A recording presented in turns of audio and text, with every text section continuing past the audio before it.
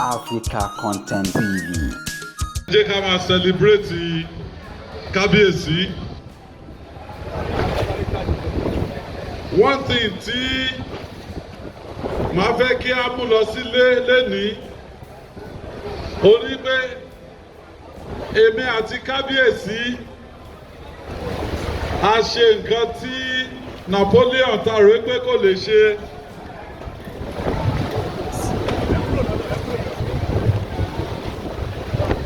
A ṣe nǹkan tí Napoleon rò tí wọ́n rò pé Napoleon ò lè ṣe. Èmi àti the House of Assembly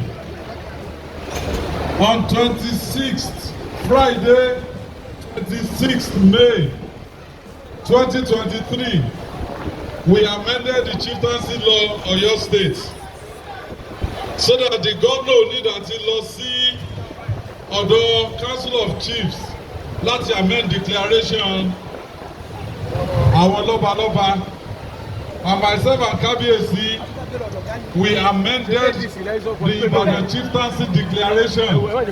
Àwọn tí ò bá tí ì rí ẹ jẹ́ kí wọ́n lọ wá. That is the declaration in force láti enthrone Olubadan of Ibadan land. I've seen the recommendation of the Olubadan Council and I've accepted it.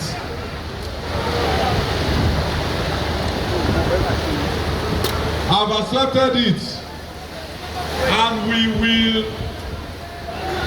as soon as the Baba wa Ọba Alákùlẹ́yìn tí wọ́n bá ti wà strong enough, he will be enthroned because due process has been followed. So nínú òjò yìí ẹ má bínú tí mo bá ti kúrò bí mo láti máa lọ nítorí pé aṣọ tí mo wọ̀ òjò ti pa.